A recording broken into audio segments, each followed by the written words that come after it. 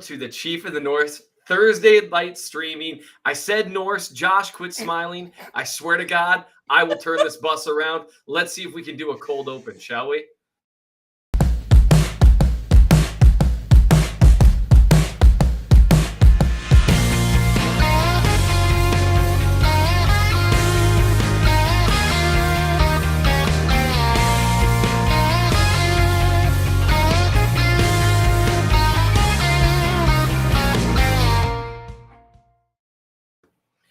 This is the most professional YouTube live stream you'll ever see. Josh, your thoughts on that? That picture of Ryan beats ass. That is the most majestic thing I've ever seen.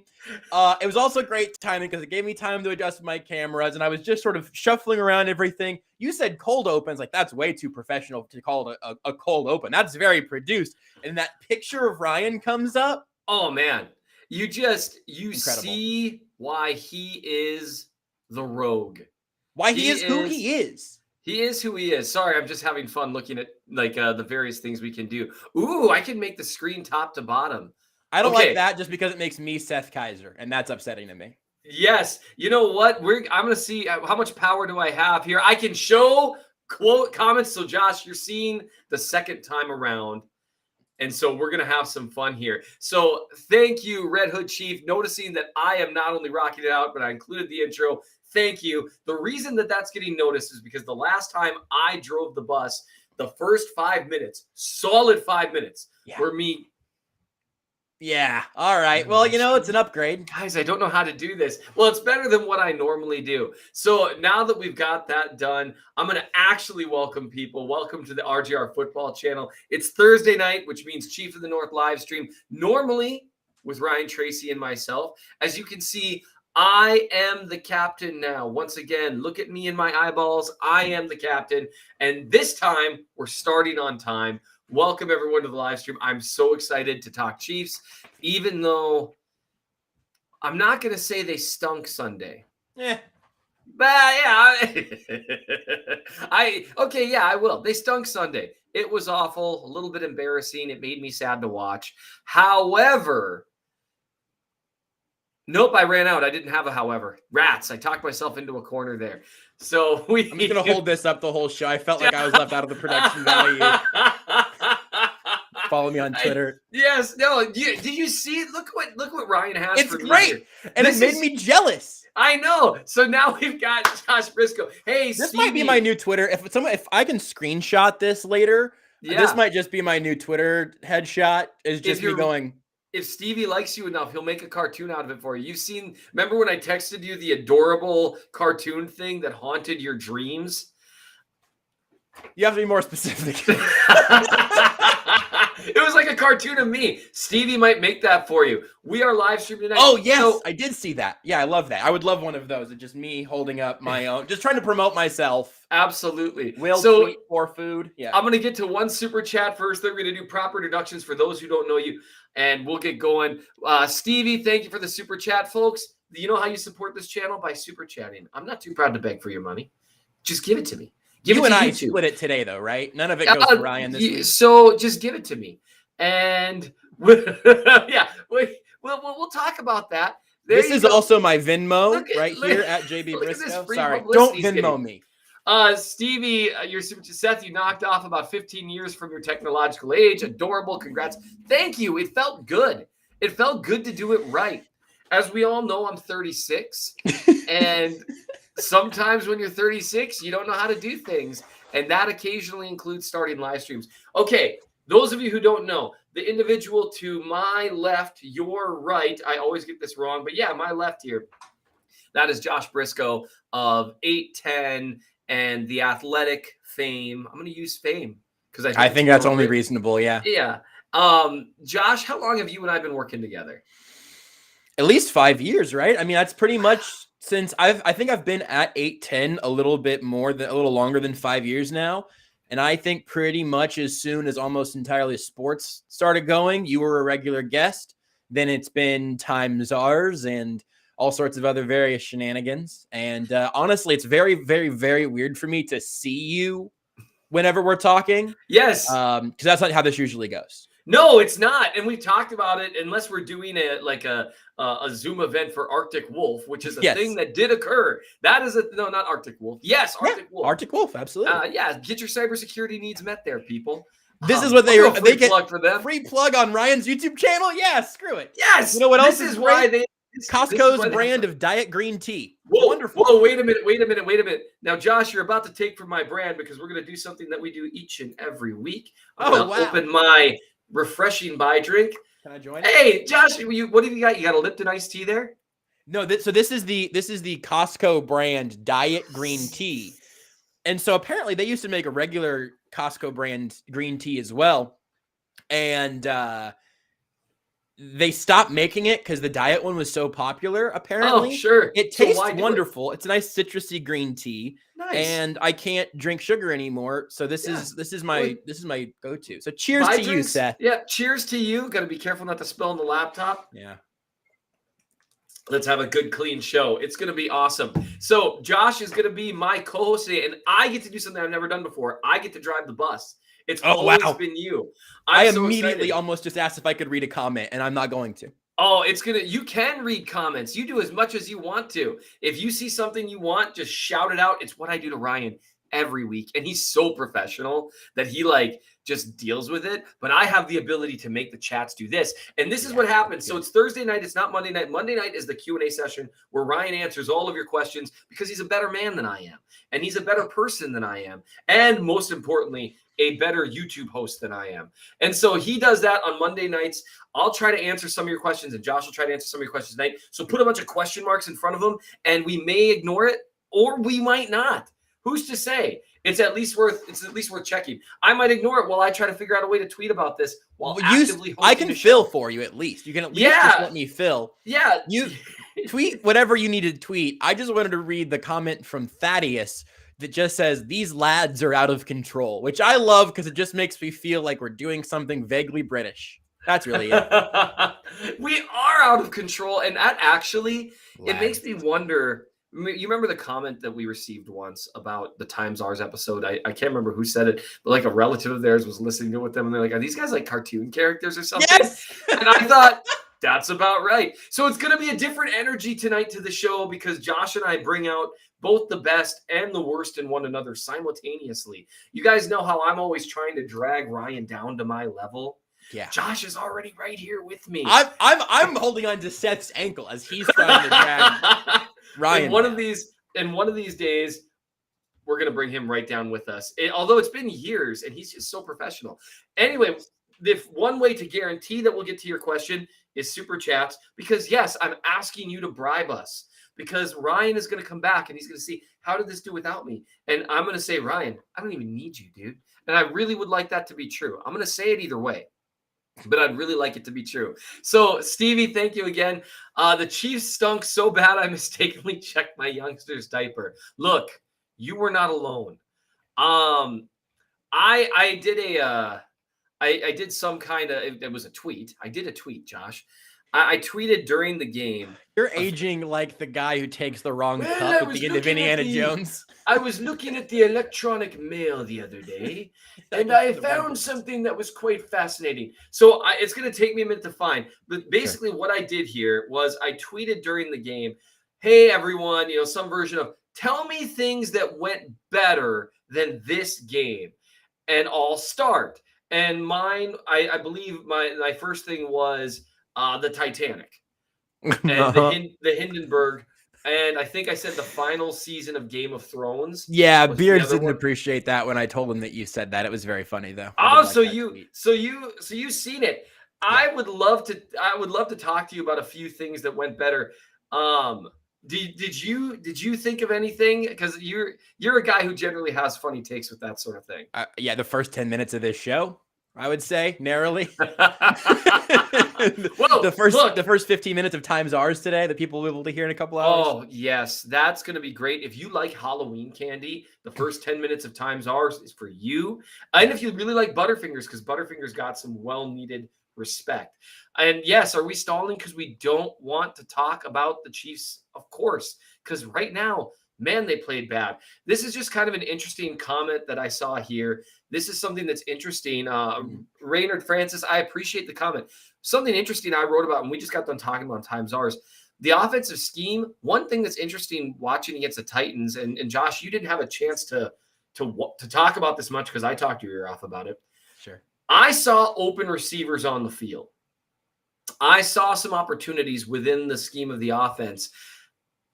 The problem was that for the first time in his career, Patrick Mahomes played badly. Like badly. Like not like, hey, for Patrick Mahomes, he's not good. Not like, hey, that my wife is always very, very beautiful, but for her, she looks a little off today.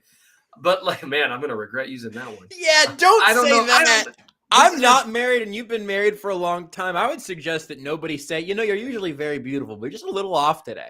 Yeah, just something is wrong today. But did you see that too? Like, I mean, I know you don't always break down the film because you're busy doing about 80 million other things. But Yeah. Was it my imagination? Am I taking crazy pills here? No, it's interesting because so again, I do the post-game show on 810, and so I do have to watch the game very differently. In fact, I have made some serious changes to how I am like taking notes and stuff over the course of the game over the last couple of years of doing that show. Because you don't get to go back and rewatch things as it's happening. You need to know everything that is happening in a very macro sense. So you can talk about it as soon as the game is over. And I think that the obvious thing is that everyone has seen offensive issues. And this might be super redundant at this point because everyone should know the biggest issue this offense has is all the turnovers. And repetitive. It's both repetitive. I would say it's redundant. I would say it's unnecessarily repetitive and also redundant. But so like the turnovers are obviously like the number one thing throughout all of this. There's some great charts that you can see across Twitter, which I've retweeted, which is at JB Briscoe on Twitter, I guess. There's no better way for me to plug it. Follow that man. And so you can see there places where the offense is still succeeding, but the turnovers that are ending their drives are absolutely gutting all of that before it has any chance at all to turn into points. And so I think that you have to kind of start there. But then in terms, and also after reading the Chief in the North newsletter, mnchiefsfan.substack.com, and your breakdown of Patrick Mahomes looking his worst, yeah, I think that's 100% fair to say this was an uncharacteristic game from Patrick Mahomes. Not just him not performing at quite the same level, but like looking kind of like a different quarterback there. Absolutely. He's also looked uncomfortable. That was a word that someone sort of suggested to me earlier this week, and I thought that was a pretty good choice of words. And even on snaps where the protection has been there, he's looked uncomfortable. And so we'll swing back into that. The super chat, the Judge. Thank you, Judge. I love any shout out to what I do in my beautiful office. That's probably what it's about. Yeah, where I plan my world domination. Or just a good game of Risk, honestly. Is it time to tank? No. Talk to me again if they lose to the Giants. Then it's like, because if they lose to the Giants, no one will be able to convince me that Aaron Rodgers is not going to put up 70 points on this team if Devontae Adams is healthy. Maybe not 70, but maybe 70. They're not going to lose to the Giants. What will you? That's the thing. That's it. We feel the need to add that in there, right? They lost the first half to Washington. Like, I think that Daniel Jones is a better quarterback right now than Taylor Heineke. Like that, or as our friend Nate Taylor calls him, Tyler Heineke. They're going to get got by Daniel Jones. That's where like the bottom starts to happen, right? Yes, because Daniel Jones is not just not that great. He's also a punchline. And the crazy thing is, if you go back and look, I was going back and forth with our Giants publisher on the Sports Illustrated Fan Nation Network. And one of the things she was like, hey, what are you worried about or whatever on behalf of the Chiefs defense? I thought, man, if there's a prop bet for just Daniel Jones to have a rushing touchdown, I don't know if you do gambling advice very often on here, Ryan. Sorry. But like, Ryan Tannehill was able to move around. The athletic quarterbacks that they've gone up against have been able to stand back there for a while, and if they do drop a ton into coverage, the pass rush doesn't get there, and a lane will open up for somebody eventually. Jalen Hurts did it plenty of times. Tannehill was able to do it at least a couple of times. Daniel Jones is sneaky athletic, and I think is actually like a legitimate concern. So I think the offense is going to look fine on Monday by their standards. But we'll see with the defense. I'm not convinced that the defense will, though. Yeah. Right. And then we'll talk tanking. I love Yes. this comment, and that's how the marriage ended. Also, this is great. Where's the ginger, and why am I watching a South Park lawyer? Oh my goodness. I would have bet a good super chat that someone's going to make fun of what I looked like well before he made fun of what you looked like. Oh, That's you know shocking. what? This audience is great. They're amazing. They're amazing with their super chats. They're amazing with their comments.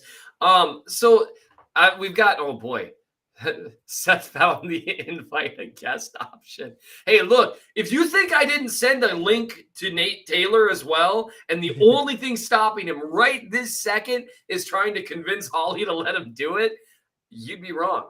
I think we got a couple more super chats. I want to cover them, and then I want to circle back to Mahomes because that was the primary thing I wrote about this week. Yeah, and I spent a couple hours really breaking down his film. Thank you so much, Wesley Clausen. I'm really sorry. We've been over this, people. I'm terrible with names. You can ask Joe Briscoe over there, and he'll tell you. Thanks, West. West C says.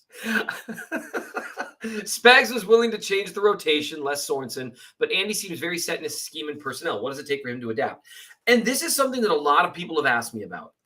And I'm not saying it's not fair, but I'm not saying it's fair either. Because if you go back again, watch the Titans game, and this is where we can circle back to Mahomes. I charted him as missing at least 7 shots that he should have had, which is he usually has between 0 and 2, and it's usually more like 0 per game. I can go back and show you, and if you go to the Chief of North newsletter, I know a lot of you subscribe, you'll see the video clips. I provided like 5 of them because I figured people wouldn't believe me. But you will see snaps like 2nd and 9 on the first drive. This is the example that I keep using, where the Titans are employing mostly zone coverage, and Hill is coming open to the middle of the field on an intermediate route. And Mahomes is looking there and has made that throw a million times into the wide open middle of the field and let Hill run into it. But this time he tucked the ball and started to run right. He had a mile of space in the left side of the pocket to just drift into. Instead, he started running right, which meant Orlando Brown's guy, who had gone wide, had a running lane, and they ended up going nowhere. And then 3rd and 9, he got sacked. That one was on Orlando Brown getting toasted. But there were openings there throughout the game that did not get taken advantage of. Now, I'm not saying Andy Reid schemed it up great. He's not covering enough of certain types of cover 2 beaters that I think he should be calling. But the opportunities were there against the Titans. And so I would say that Reid, if he should change anything up, and we get to talk about this, like really lay into it. What if they just ran the ball more? Like, hey, look, there's 2 safeties way back here, and their linebackers at the snap are going, and going back into coverage. That's the sound they make. It's embarrassing. It's the Wilhelm scream. Yeah. Yeah, the fact that it's working. One thing you could do about that is say, well, look, we have collectively, I mean, their offensive line is like 2,000 pounds of dude. Just work them over and see if it changes anything. Instead of running the ball, 5 times? And I understand you had a really weak holding call on Trey Smith and another one where he literally tackled a guy, which that one he deserved. But I mean, what if you were Andy, would you call some power and just see what happens? It's funny because this is the place where I don't know if people have my sort of inclinations in mind here. We have spent a tremendous amount of time over the last several years talking about how running the football is less important than most people conventionally would consider it to be in NFL football. That's specifically like when you have Patrick Mahomes. Yep. Yeah, no, I at some point have to be electrocuted because I said they would not be dumb enough to take a running back in the first round. And then they took one. I'm pretty healed up at this point. So I should be okay. Let me just get my medical bills paid off first, and then we can reopen the tasing thing just in case I have to go back. But so with all of that being said, and also like individual running backs don't matter that much. My prediction for this game changes not at all if it's Saquon Barkley or the other guy who's on 3 of my fantasy teams, whose name I've forgotten. Booker. It's D Booker. It's not Devin Booker, but it is D Booker. I'm also a Suns fan. Hi everyone, nice to meet you. But with all of that just being context for what we've always said is like, hey, you just shouldn't run the ball in situations where it doesn't make sense to, basically, which teams do all the time throughout the NFL. It's moving a little bit. The teams are getting a little bit better at it, but it's not unanimous by any means. Yep. The Chiefs are seeing these situations where running the ball makes all of the sense in the world by scheme, by personnel, and even when they do run the ball, as you've pointed out many times, they end up running to the sidelines, end up still running zone stuff whenever you would have the personnel to just smash through some guys, go up against light boxes. So it's confusing because usually running the football is making your offensive production worse. Yep. In these instances, it just seems so obvious that I wonder if that's part of the problem. Like Eric Bieniemy is this team's offensive coordinator. Why you would wouldn't the think you'd offense have to not talk him into it? Right. Why would that be a part of the offense that has been so difficult for them to embrace? And it doesn't matter that Clyde's not out there. Darrell Williams can and has done all of that perfectly fine. It's kind of, I don't know. It's interesting to me and a little bit confusing. I'm completely with you. It is confusing. We'll circle back to that in a second, or not. Who knows? We might get distracted. We got lots of stuff to cover. Once, just so you're aware, Josh, once while I was recording, so I'm in my office on the ground floor, and you can see like the one window there, and I've got a couple of windows there. Yeah. Once while I was recording, my wife and daughter came up to the window and stood at the thing and scared the crap out of me. That's awesome. I just saw my own reflection, and it scared me. So if you see me like, it was so bad. I've got a window right behind the webcam that goes into the wood pile we have back there, and occasionally I'll see a squirrel, and that's nice. Squirrels are nice. Squirrels are nice. All right, Michael Miller, thank you for the super chat. Good show, fellas. Thank you. You know what? Super chats plus compliments. Come on. Yeah, that's having your cake and eating it too, literally. Or in our case, having your cake and not being allowed to eat it. Yeah, that is true. Yeah, neither one of us can really have sugar, and you're diabetic. Life is hard, man. It's really tough.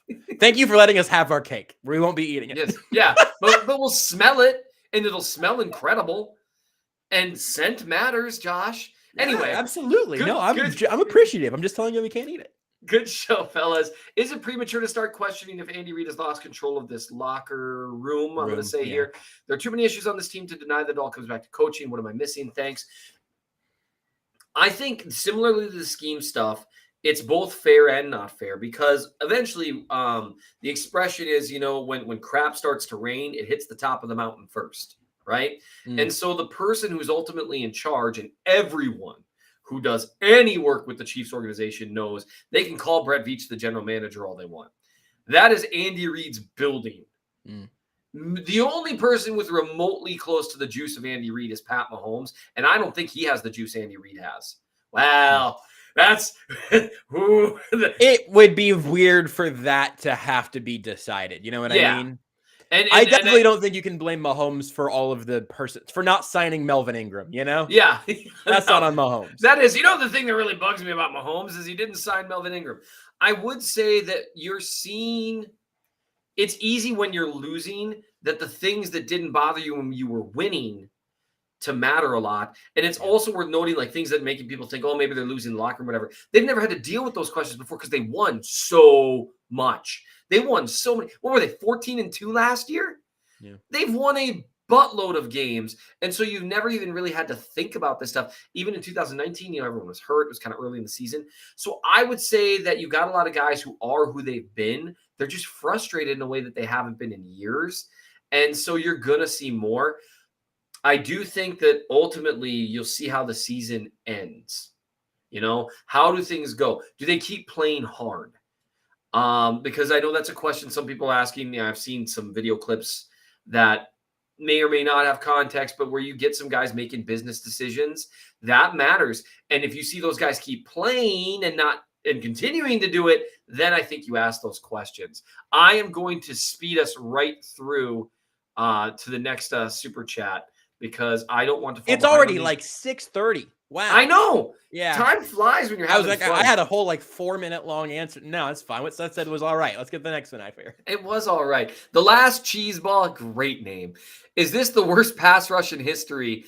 Let me answer that, and then Josh, you answer the rest. Some of y'all were not here. I want to for answer the first part also, but go What ahead. was the? It was the 2009, Oh, 2008 yes. season where they sacked the quarterback 10 times all year. I can't remember which year it was, but it was 10 brutal. sacks all season. And that wasn't like one of those things where like, It was sacks are misleading because it's more about pressure rates. They were that bad. So no, this is not even close to those. You Chiefs fans, y'all have lived through some stuff.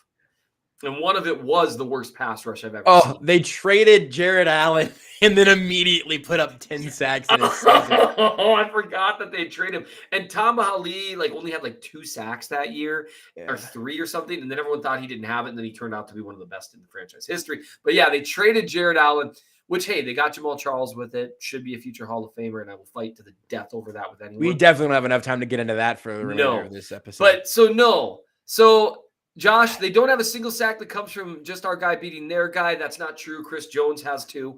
That sounded like it might have been made up, but I was going to let you be the one that identified it. So thank you. I mean, your thoughts on the pass rush, because the last cheese ball, it sounds like I'm disagreeing with you a ton. It's been bad. Here's what I would say. It's like the most frustrating pass rush in history. that might qualify because it's obviously, it's what is it, $26 million for Frank Clark this year, right around there on this huge contract. Obviously, he came to town. So much money. He came to town with so many expectations and taking so much money, and he's been a massive disappointment. If you want to say that 3 games or whatever, was worth $100 million, that's awesome. I'd love to work for you and try to get a similar pay scale on that front. If I can give you 3 great weeks where you pay me more than I should have made over 5 years, cool. I'll take the job. But then you have Chris Jones, who is objectively excellent, but has been doing this defensive end experiment. And you mentioned on the podcast today on Times Ours that he actually spent more time at defensive tackle than at end against the Titans, which would be the first time this year that's been true. And then you have a bunch of dudes. They went and they re-signed Alex Okafor. Mike Dana plays really hard. He's not a freak athlete or anything, but he's, out there. Josh Kando is hurt. It's just all sorts of things that are incredibly frustrating about the pass rush. And they should just blitz more, because rushing 4 and then giving any quarterback time to pick you apart is not working. And you saw some of that with Ryan Tannehill. Tannehill's a guy that if he has time, he'll sling it and he makes some great throws. Almost any NFL quarterback will beat you with time. I mean, that's why the pass rushers make so much money. Yeah, that's very, very true. And that's something that, is always worth noting. If you've ever been close to the field or on the field or at training camp and close and watched the backups backup throw a football, you're like, whoa. I mean, it's unbelievable. Shane Buechele could decapitate you with a football from 30 yards away. I mean, I hope he doesn't. Yeah, but he could, and that's the point. And so any guy that you give time, and Tannehill's a quarterback. One thing, if you want to talk about frustrating, by the way, the reason that I showed this this chat here is just because I feel like this is like my brand, me saying expressions and people going, I have never heard that in my life. And maybe it's not an expression. Maybe it's just something I thought sounded good. I had never heard it before, but I just let you roll with it. You are also approximately the same age as this buy drink. And so it seems unnecessary. You could have at least gone with your tie, because maybe you've had that tie for 10 years. I don't know. You know what? Actually, I'm getting kind of uncomfortable with this conversation. True. Yeah. So, all right, we got another super chat here. How Ryan goes through these super chats and then looks so professional doing it is just beyond me. I think he probably does it while I'm talking, would be my guess. I was just gonna say, you answer a question, then I'll answer the question until the next one's up. That we can just hit that rhythm right there. Ooh, I like it. I can help. All right, we got a super chat from Flapjack City. You guys have great names. Good names. I think this is a benefit of YouTube. I'm somehow hearing Flapjack City to Cat Scratch Fever, and that's Flapjack City. That's no. Okay. What? Yeah. Josh, what are you drinking? Be younger, Josh. Anyway, what is in your bottle? That's between me and the Lord, Josh. That's fair enough. All right. Flapjack City, bench Frank Clark to send a message. Dude got paid a ring and now just drifting into the sunset. Let someone play who's hungry. My guess is, so I'm going to answer this and then Josh, you answer it. And I'll look to see if we have any more super chats or just something that sounds like funny to talk about. Or we could talk about Mahomes some more because that's important. So with Clark, I know a tweet made the rounds from a colleague of yours, Curtis. Curtis Seabolt tweeted out the little clip. Yeah. Yep. Where Clark was sitting on the sidelines laughing and joking while they're getting killed. And obviously that's a bad look. That didn't bother me. And the reason being, what are you supposed to do? I mean, I was laughing eventually. Now, I was more laughing at them. So hopefully he wasn't laughing at them. But I know everyone wants to just see people just sitting there scowling on the sidelines and stuff. And I get it. I do, but it didn't bother me that much. What bothers me is the fact that he's getting paid like a quarterback and playing maybe average as a defensive end. He's actually collected a fair number of pressures. That bothers me a lot more. I will suggest the next question. There's a great question from Aaron here about if there's anything that they should plug on my behalf. If you want to pull that one up, I mean, but here, let me can I give you a shocking take? A take that I genuinely think you will be very surprised to hear from me. I'm excited. You haven't said anything that shocked me in years. That clip bothered me a little bit. Really? You're normally Mr. Like, what are we doing? I'm willing to be talked into it.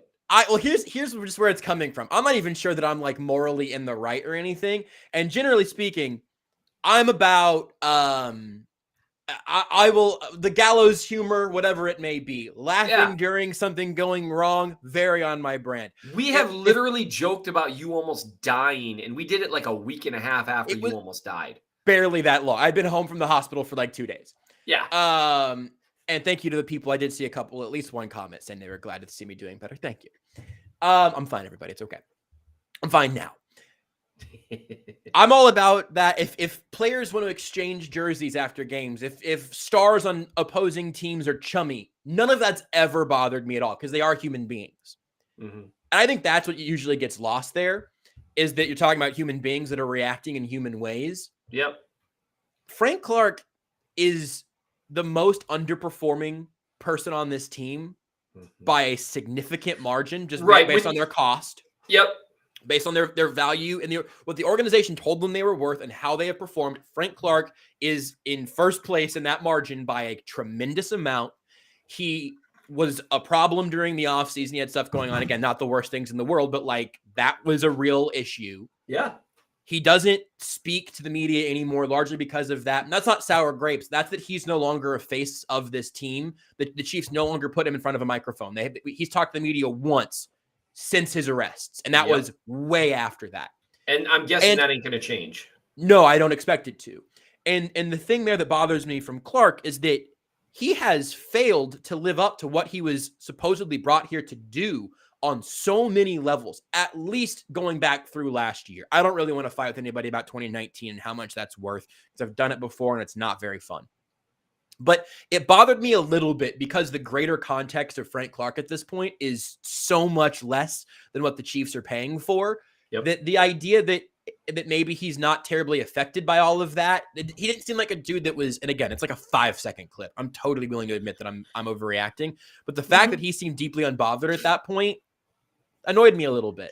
Yeah, I absolutely agree with that. So, you know what? Maybe that does annoy me a little bit. That's generally not something that bothers me. And maybe I just allowed that because I saw everyone got upset about it. So I immediately went contrary. Oh, it's not going to bother me. And I'm not even saying unbothered. If someone said something funny and he laughed, I'm not saying that he should have pretended it wasn't funny. It just bothered me a little bit. Yeah, you know? Like, did you just joke around with me while we are losing this game? Right. You know, like, it's like, okay. But he is. Although Tyrann Mathieu probably would have done that for better or for worse. No, he probably would have. Try telling Tyrann Mathieu a joke or anything whenever they're losing football games. Don't bring your stuff into the RGR football. Oh no, he's got a super chat from Flapjack that we should get to. You should answer that one. I'm gonna keep moving then. First, Josh, is there anything we should plug for you? If you follow me on Twitter at JB Briscoe, there's no E, JBBrisco. And I'll tweet out everything I do there. But it's Times Ours with Seth and Nate. It's almost entirely sports on Sports Radio 810. Chiefs postgame show on Sports Radio 810. And then arrowheadreport.com, part of the Sports Illustrated Fan Nation Network. But follow me on Twitter, because that's the place to do it. Yes. And Thank you, guys. all right. We got another super chat from Wesley Clausen with a specific request. I got to go, but thanks. Oh, man, I hope you're still here. One of you needs to do the Nate Taylor high-pitched end-of-sentence thing. So let's say with what Frank Clark did, I think it's okay. I don't know if it is. I'm not as good at it as Nate. I don't know how he does that. Can I do this one when you put Flapjack's most recent super chat? Flapjack City. Here we go. Oh, yeah, that's okay. Now, Seth, this is not my question. This is a question from Flapjack City. Seth, am I the only one seeing Honey Badger dodge tackles on tape and leading the runner or receiver into another teammate to make a tackle? Am I the only one seeing it, Seth? No, you have a much better Nate impression than I do. That's scary. You've worked on that. I don't think so. It's just it lives inside of me. We all have a little Nate inside of us. What? Yeah. Sorry.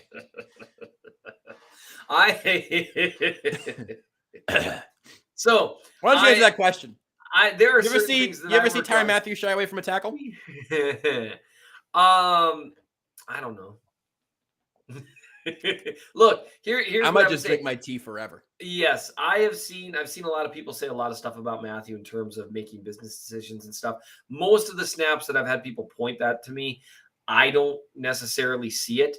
I think you might see some plays where there's frustration at the end of a play, so he's not willfully throwing his body into there, which one could argue is making a business decision. I think it's more of a frustration decision. Matthew's chucked his body in enough to where I don't think he's a business decision type of guy. Do you want to see my reaction to your answer so far, Seth? I am ignoring them. I would just say that I do think that there's definitely signs that frustration is getting the better of him on the field. And I think at the end of plays where stuff happens that he doesn't believe to be his fault, and I'd assume he'd be right because he would know better than I would being in the huddle. I think you might see a few plays like that if you check the tape. Yes.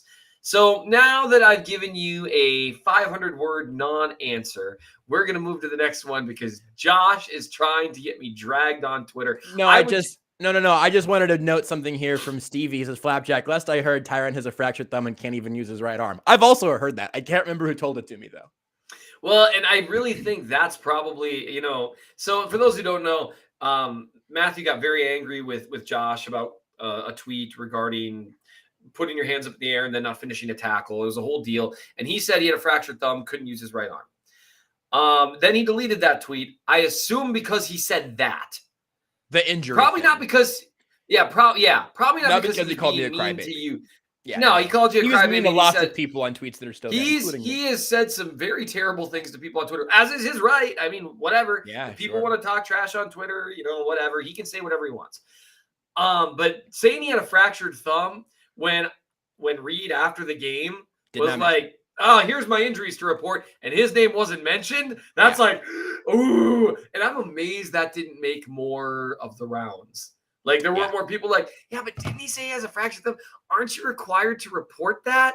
And so that was. So I've got a great question. I did ask about your Substack again to please Seth.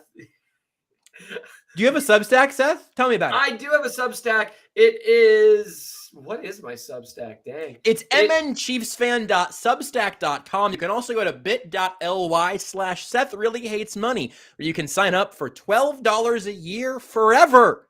Mm-hmm. And you might say, Josh, it seems like you've done a lot of work with Seth to have all of that off the top of your head. You'd be right. That would be correct. You're always so great at plugging my work. You're a very, very kind man. All right, we've got another one from Stevie. Thank you for the super chat. Don't forget to @ him. If I could @ him here, I would. If he was willing to come on here, and I mean, he wouldn't. And why would he? Honestly, if I were him, I wouldn't. But I barely did.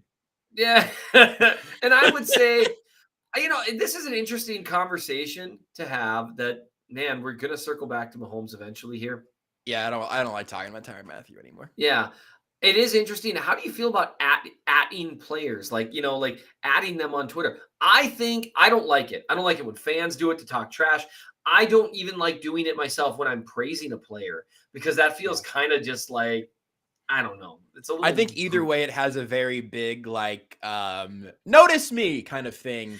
Yeah. And again, if you're that's totally different than tagging one of us in a question on Twitter or whatever, because you're literally like, it's like that is the equivalent of waving someone down. Okay, so take this into the real world. You're walking on the sidewalk and you see Seth. You go, wave your hand and go, hey, at MN Chiefs fan, what do you think about the Chiefs offensive line against the Titans? That's a very normal interaction.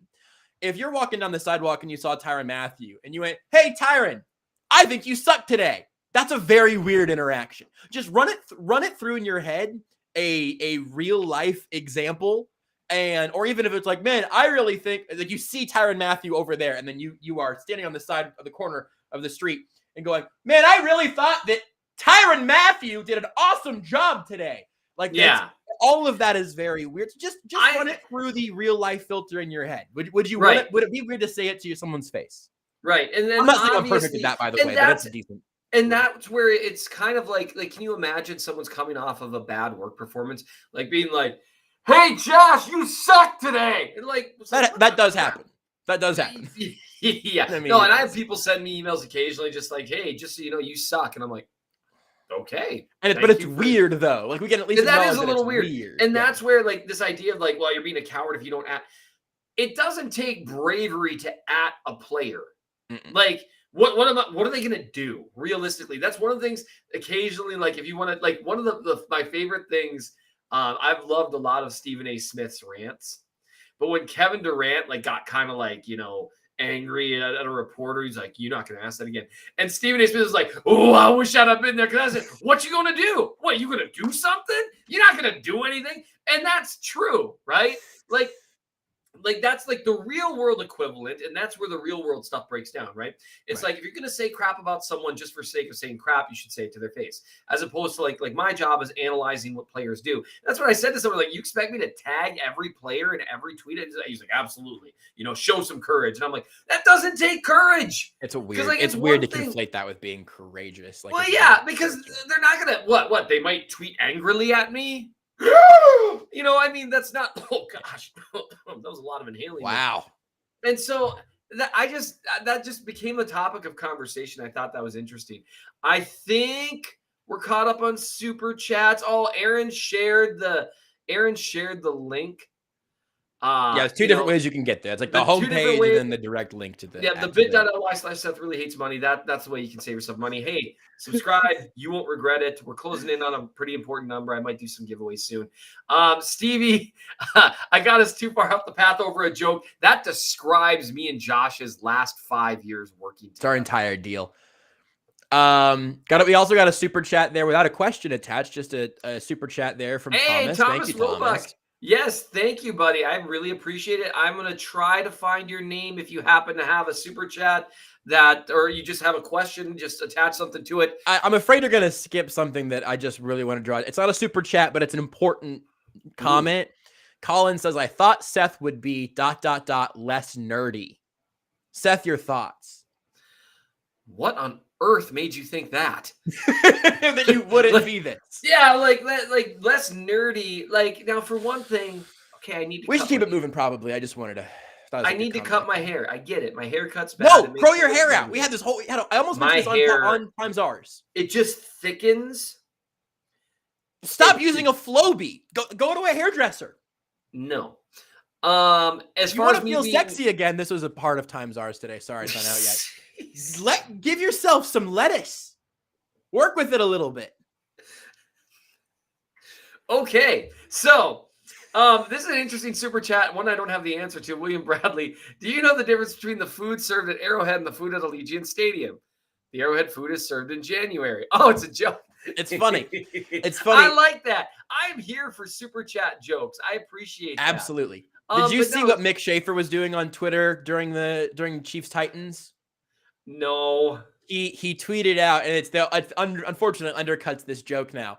But he tweeted, say what you want about the Chiefs at this point, but I would guarantee that they'll play 2 games in January.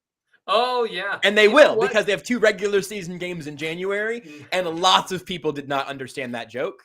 Oh, yeah, because people associate January. It really goes on to February. Playoffs. I look like Stan from South Park. And again, this is why I need to lose a little weight and cut my hair. Honest to God. But Sure, hair isn't gonna change anything. Oh, it does. I completely shave it, so then I look like some kind of maniacal Lex Luthor. It's great. I think you got to grow it out. Can we do a poll? I know you can do like a poll on Twitch. Can we? I know, but I don't think I'm able to do that here. All right, so back to Patrick Mahomes. I've never seen him play like he did, and this is the first thing. If you subscribe, you'll be able to go read on the Chief newsletter. When you chart every snap, he played genuinely badly. And it's really got to be noted that prior to the Titans game, and I think people are tired of hearing about this, kind of like what you alluded to earlier, that the turnovers are the problem, right? Oh, here, hang on. This is too good to not. A maniacal yet juicy Lex Luthor. I think you should just leave that. It should say Seth Kaiser, a maniacal yet juicy Lex Luthor, not Chief. Indeed. So turnovers, and there was the problem against the Titans again. You had 2 fumbles. You lose them both on drives that looked like they could have been promising at some point. And you got an interception, another one that bounces off of hands. The turnovers are the problem. I'm leaving that up there. That's it. That's fine. I'm working on a tweet right now. Then I have to run by you before I put it out. I'm afraid. Oh, good Lord, have mercy. Wait a minute. We have like a wonderful heckling section. The first day American Idol kid shouldn't be slamming. I have never heard you roasted better than that in my entire life. You are the contestant that washes out on the first day of American Idol. Yeah, but you know what? All right, so the poll question here. Yeah. For a poll question here, should @RealMN Chiefs fan let his hair grow out in his quest to reclaim his sexual prowess? Do you think Tyrann Mathieu would have thoughts about that one? Did you actually tweet that? No, I have it right here. And I just, if you would like me to retool the language, I can. But I definitely want to get people to vote on your hair. I would just as soon you leave my sexual prowess out of it. I almost said sexuality, and I thought that was too vague. In his quest to feel sexy again. Okay, that I'll allow. So really, this is a really good. That's fine. I don't care. And then do #times hours at least. So angry drunken German. This is an interesting. Thought here, which this is the exact thing we're talking about. When you talk about the ideas for a running game, everyone plays too deep. That's almost always true. Blitz is never almost always true. And one of the things with blitz is that it's worth noting. Some of the ways that the Chiefs stopped the Titans on Sunday, their run game. Now they sold out to do it, which plays exactly into what the Titans want you to do because they really hurt people with some of those intermediate deep. You look way too amused, dude, and I am so I can't nervous. Tweet it. I just can't. I cannot put this on Twitter and just leave it there. I appreciate that. So, hey, you know what? Hang on. We'll get to the running game in a second. If we're talking about the prowess, there is only one person in danger of challenging Phil Rivers for number of children. Just saying. That's me and Stevie. That's right. Many children. Anyway, so Jeremy on the other side said the guy has 5 kids. Life is over. Oh, yeah. Yeah, kind of. A little bit. I love you, kids. If you're watching this, that's not true. So here's the interesting thing. When you blitz, usually, and this is where Nick Bolton got some of his stops, is you can blitz in a way. It's both a pass blitz and a run blitz, depending on what they do. So it's essentially a run blitz, but if it's a play action or whatever, then you just, beeline for the quarterback. That's one of the advantages for blitzing. It's an extra body at the line of scrimmage, meeting a blocker or a runner with force. When you never blitz, that means you've got 4 dudes up there, and then everyone else is backing up, which means when you've got guys like Trey Smith, Creed Humphrey, especially those two. But, Mike Remmers is a decent run blocker. I don't think he's quite as good as a run blocker as Niang, but I think he's been better in pass pro, a little more consistent. Orlando Brown has been mauling people in run blocking when they're not asking him to move sideline to sideline, run inside zone or outside zone. It's like, why are you asking Brown to do that? He can't do that. Instead, have him look at the guy across from him and say, you weigh 285 pounds. I weigh 350 pounds. This is going to end well for me. My arms are 400 feet long. Like, this is all defenders see when he's coming at them. It's just got to be really stressful. He probably doesn't wiggle him around like that. That might work too. You've watched the tape. Yeah. And I mean, Tooney's a really good run blocker. And so the things that teams are doing scream, run the ball straight at them just to see how it goes. And I'm not talking about doing anything fancy. I'm talking about a couple of combo blocks up front to blow back the defensive tackles and just get after it. Orlando Brown pushes his guy out of the picture and get to the second level, and you're probably talking 5 or 6 yards of carry. And see if they just quit. See if they get tired of it and knock it off.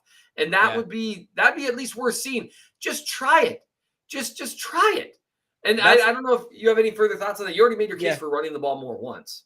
I mean, yeah, we talked about it like kind of right out of the top of the show. So I'm guessing we've had plenty of people come and go since then. But the thing I would want to be careful on the framing of like Mahomes needs the running game, because needs is a funny word, and also he clearly doesn't. He didn't for years. Right. And what the offense needs is to take free 6-yard runs up the middle, basically, which is again kind of what you just laid out, like how that works and why that's the case.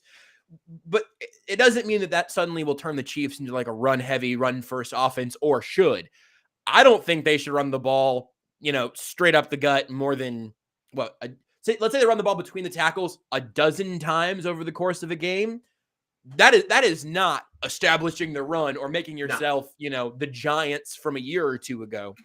But what it does do is it makes the defense wonder if that is something that it doesn't even make them wonder. It makes them see, well, if we play them like this, then they might just take 7 yards of carry. If they just hand it off to Darrell Williams, he just runs behind Trey Smith.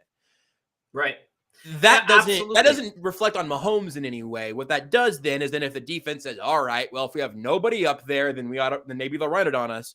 We'll move somebody up a little bit, keep a linebacker on the field or whatever. And then all of a sudden that guy's match up with Travis Kelce and it's pass play and it's, a 40-yard touchdown. Absolutely. And it really is just a matter of schematic football. It's not a matter of establishing the run. It's a matter of taking advantage of exactly what's being given and not playing right into the hands of what people are expecting them to do. Now, again, the looks were still there against the Titans. They don't need to run the ball. They just can. It would just probably make things easier. Yeah, it'll just affect things. And again, this is very different from this idea of establishing the run in a general sense. This is a very specific for the Chiefs with a really good run blocking offensive line who are seeing these specific coverages and also have a quarterback who right now just played the worst game of his career, looks a little uncomfortable, and maybe watching his line maul some dudes. And look, offensive linemen love the run game. They love it. And the final piece of the puzzle, one thing, almost all the flush plays, that's how I chart them, where Mahomes gets flushed out of the pocket or gets pressured or sacked before any receivers can get open. Of the 9 that I charted Sunday, 7 of them were in the second half. In the first half, the pass rush wasn't bugging him that much. There was movement by him that was really problematic. There was one snap where Brown just got worked. The rest were problematic movement by Mahomes. But in the second half, when they don't fear the run at all, then you're a pass rusher. And I asked Desmond Moses about this when we were doing our KCTV5 segment. I said, what does that do? Like, if you're not fearing the run at all? And he said, we love 3rd and long because we don't have to. He said it's about how you center your weight. If you think it might be a run, you sit back because you need to have your bounce because you can't just get clubbed to the side or long. Whereas you don't have to do that at all when you know it's a pass and you can just fire off the line towards the gap or towards the edge. And that it was an interesting thing. I'd never heard it in terms of your center of gravity, because if you just think of it in this way, try to sprint from an upright position and then try to sprint from like a starting block position and see the difference. That's important. And this is actually kind of related to this. Clyde going down, that's a bummer. But the people saying I want Gore to play, Gore showed some juice. I'd watch Gore run because Williams can do that straight ahead, but he's not explosive. McKinnon, we'll see if he gets a chance. It's just worth noting. And also that's the case. There was the running back whose name I've already. His name is, I think it was DeErnest something. Because I made a pun about the Yeah, importance of the being importance earnest. of being earnest. Of Yeah, being DeErnest. Yeah. yeah. Which You're the that's only how one on the that's how internet that made that joke, by the way. I'm sure that I was. I gotta think the Venn diagram of that overlap of knowledge is probably relatively limited, but I don't know. But they lost Chubb and Hunt, and then this dude comes out and looks like an all-pro running back. Yep. Whenever people talk about, or I'm around plenty of this, but like if people talk about running backs don't matter, I try not to use that phrase anymore because I think it mostly loses people. Yep. Here's the meat of it, is that the difference between the 5th best running back in football and the 50th or 90th or 100th best running back in football is just a lot more narrow than you would expect, and then at more other they're positions. so good. Because the 5th best running back is incredibly good at being an NFL caliber running back, just like running back number 95 is. Yep. Again, it's just that they're all within to be on an NFL field, to be in a major college game as a number 1 running back for any collegiate team, you have to be incredibly good at that thing. And Right. it's very rare and very hard to separate yourself from that. There might be 1 or 2 really difference making running backs in the league at any given time. Sometimes it's 0. And quite often, and the difference in like 5% of ability matters more at other positions because they're less dependent on everything else. A 5% different at quarterback or receiver, that matters a lot. Tackle, some of these things where you are more on an island a little bit. Whereas for running back, you're so dependent on everything around you. Josh, you got to give, I'm supposed to give a word phrase for Josh Briscoe for him to do a cartoon of you. What is something you'd want to be known for? What's a phrase? American Idol boy? My favorite thing, I think, is just at JB Briscoe, just because it's all about self-promotion. Narcissist. If I had, let's see, give me a second to think about it. All right. This super chat. We'll do a super chat. Thank you, William Bradley. Could running the ball more early help the O-line establish dominance, tire out the D-line, help them pass throughout the game, especially on play action? To an extent, yes. You're starting to get a little dangerously close towards, you got to establish the run first. But I think you're on the right thread there in terms of it helps the offensive line maybe get into a groove. I've talked to offensive linemen who say that that's true for them. They feel like they pass block better when the run game is humming. They just feel better. They said there's just something special about just plowing guys over, and then you get to the next snap and you're in pass pro, and you're like, come on, buddy, what are you going to do? Because there's that hesitancy. So I think it's not necessarily because the run's been established, but it's been threatened. There's just a little something of, hey, we can't play this way that's incredibly cheating towards the pass. No one plays quarterbacks the way Mahomes is being played right now. This is unprecedented stuff. A guy that never gets blitzed and only sees too high. I've never seen anything like it. And I'm curious when they're going to start doing this for other quarterbacks and say, oh, well, hey, if it works against, fire-breathing dragon, maybe it'll work for like these normal guys. I mean, just throwing ideas out there. Did you think of something? Because we have another super chat. I like the super chat a lot. I can't think of anything funnier than just my own Twitter handle. It's just the funniest possible thing to me. All right. The last cheese ball. Thanks for another super chat, man. We really appreciate it. My son's first year of Chiefs fandom was 2019. He's been completely spoiled so far. Bandwagon kid. Yeah. Dang Come it. on. I told him there's still hope for the season. He? Yeah, that is an interesting question. How old is he? My son's first year of Chiefs fandom was 2019. He's 32 years old, and he just got into football. Yep, that's bandwagon. But you know what? I'll take it. Be a bandwagon fan. It's fine. Whatever. But you just got to stick around. Once you jumped on. I'm imagining that the dynamic of this is probably with a younger child. Yeah, it's a little bit different. Mm-hmm. Yes, there's still hope for this season. If they lose to the Giants, there's still a hope, but to quote Gandalf the White, only a fool's hope at that point.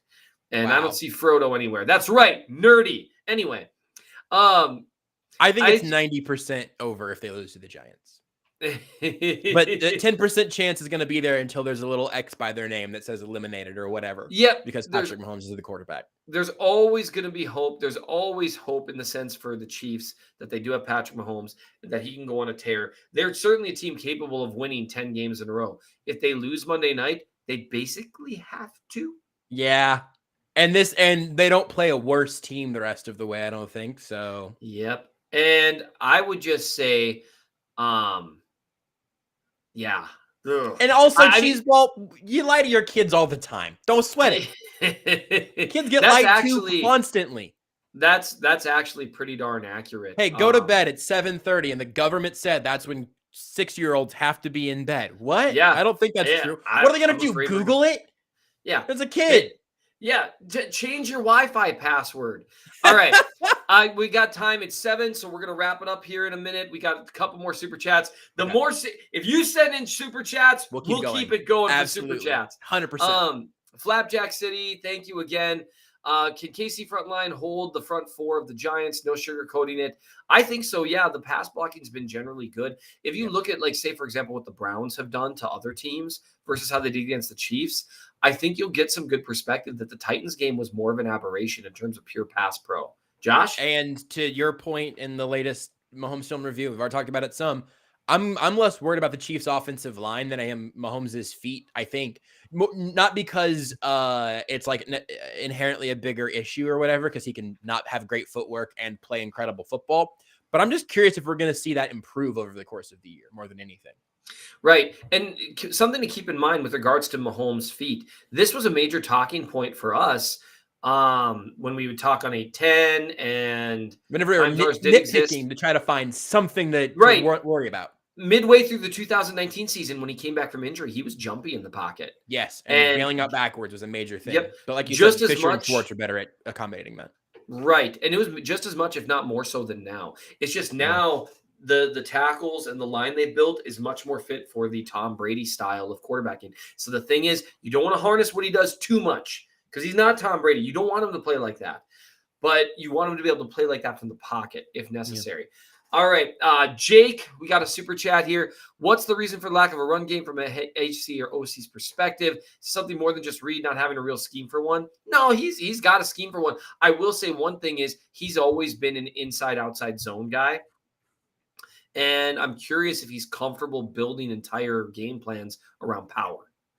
I would think that Bieniemy would be, though. And I don't know that. I haven't asked Bieniemy that. Actually, we'll get to talk to him tomorrow, so I might get to ask something along those lines. That's the confusing thing. Like, Eric Bieniemy was a running back and a running back's coach. You would think that if there's any trust and delegation there, hey, Eric, can we try to jam this ball down their throats a couple times this game? And they've done it a little bit, right? Like, it's not like they've done it in spurts. They've done it in spurts. They've done it. They did it to the Redskins at time, not the Redskins, the Washington football team. I'm still calling them the San Diego Chargers too. Yeah. But San Diego's not a slur. No, it's not a slur. Certainly, it's not remotely in the same vicinity. But I'm just saying, I'm forgetful. That's all I'm saying. I know. I just I felt that joke loading and decided I was going to let it go. Boom, just loaded it right off there. Needed to get out of the way.